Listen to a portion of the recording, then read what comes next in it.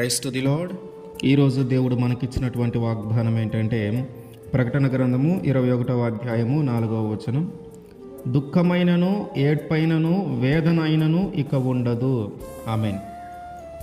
దేనికోసం మనము దుఃఖపడుతూ ఉన్నామో, దేనికోసం మనము ఏడుస్తూ ఉన్నామో, దేని వలన మనకి ఆ వేదన కలుగుతూ ఉందో వాటన్నిటినీ మన జీవితంలో నుంచి తొలగించేసి ఆ దుఃఖమును, ఆ ఏడుపును, ఆ వేదనను లేకుండా ఆ సంతోషము, ఆనందము కలిగేలాగా దేవుడు చేయబోతూ ఉన్నాడు.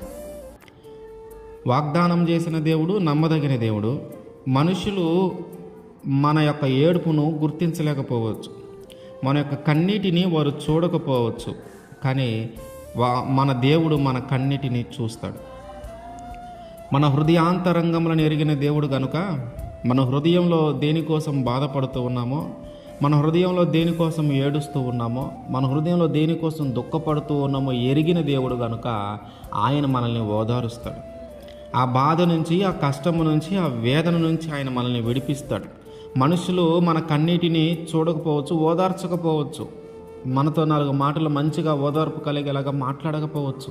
అసలు మనం ఏడుస్తూ ఉన్నామని, మనం దుఃఖపడుతూ ఉన్నామని, మన లోపల ఒక వేదన ఉందని వారికి తెలియకపోవచ్చు, వాళ్ళు గుర్తించకపోవచ్చు.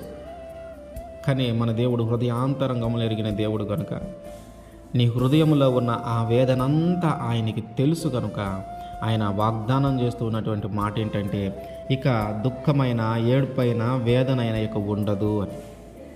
భర్తమయ్యి గ్రుడ్డివాడయి త్రోవ పక్కన ఒక భిక్షం వెతుకుంటూ జీవిస్తూ ఉన్నాడు.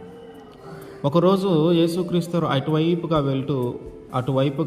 వెళుతూ ఉండగా విన్నాడు యేసుక్రీస్తు వారు వస్తూ ఉన్నారు అని.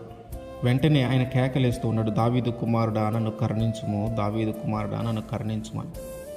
అంటే తన హృదయంలో ఉన్న బాధ, తన హృదయంలో ఉన్న ఆ వేదన, తన హృదయంలో ఉన్న ఆ దుఃఖము దేవుడికి తెలిసేలాగా అరుస్తూ ఉన్నాడు.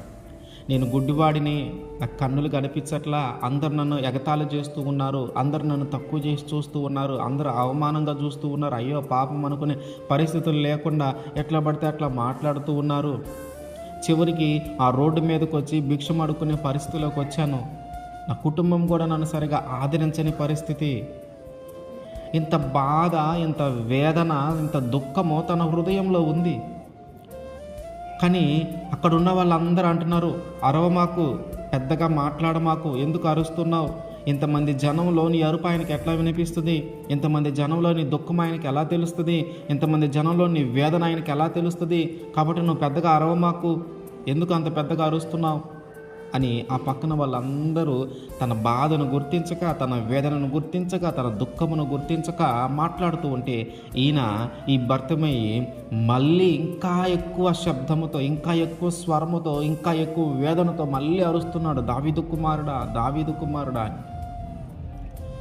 అప్పుడు యేసుక్రీస్తు వారు విని దాటిపోతున్న దేవుడు కూడా నిలిచి అతన్ని పిలిచాడు.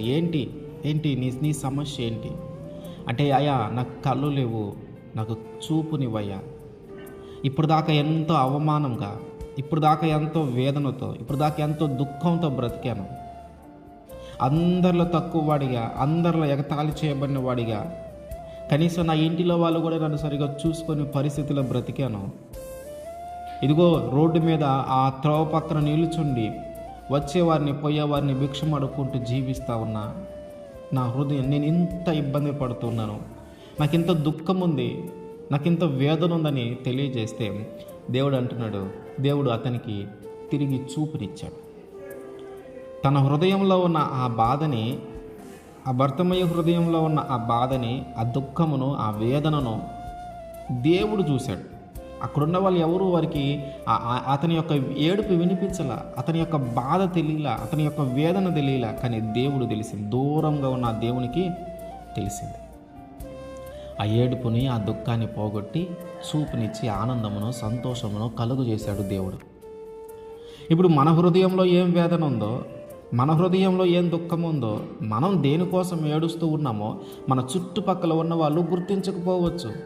మనతోటి ఉన్నవాళ్ళు మన దుఃఖాన్ని గమనించకపోవచ్చు, మనతోటి ఉన్నవాళ్ళే మన వేదన వారికి తెలియకపోవచ్చు. వారు పైపెచ్చు మాట్లాడుతున్నారు, ఊరుకో, ఏం కాదులే, ఏం చేయదులే, నువ్వు ఎందుకు అంత ఆలోచిస్తున్నావు, ఇవన్నీ మాట్లాడుతూ ఉంటారు. కానీ లోపల ఎంత దుఃఖం ఉందో వారికి తెలియదు. లోపల నుంచి ఎంత ఏడుపు వస్తుందో వారికి తెలియదు. లోపల నుంచి ఎంత వేదన కలుగుతుందో వారికి తెలియదు. వాళ్ళు ఎవ్వరూ మన ఏడుపును చూడట్లా, వాళ్ళు ఎవ్వరూ మనల్ని ఓదార్చట్లా. వారికి మన హృదయంలో ఎంత ఏడుపు ఉందో, ఎంత వేదన ఉందో వారికి తెలియని పరిస్థితుల్లో ఉంటూ ఉన్నారు. కానీ హృదయాంతరంగమును ఎరిగిన దేవుడు కనుక నీ హృదయంలో ఎంత వేదన ఉందో, నీ హృదయంలో ఎంత బాధ ఉందో, నీ హృదయంలో ఎంత ఏడుపు ఉందో అవన్నీ తెలిసిన దేవుడు కనుక ఆయన మాటిస్తూ ఉన్నటువంటి మాట ఏంటంటే, ఆయన చేస్తున్నటువంటి వాగ్దానం ఏంటంటే, ఇక దుఃఖమైన, ఏడుపైన, వేదనైన నీకు ఉండదు. ఆమేన్.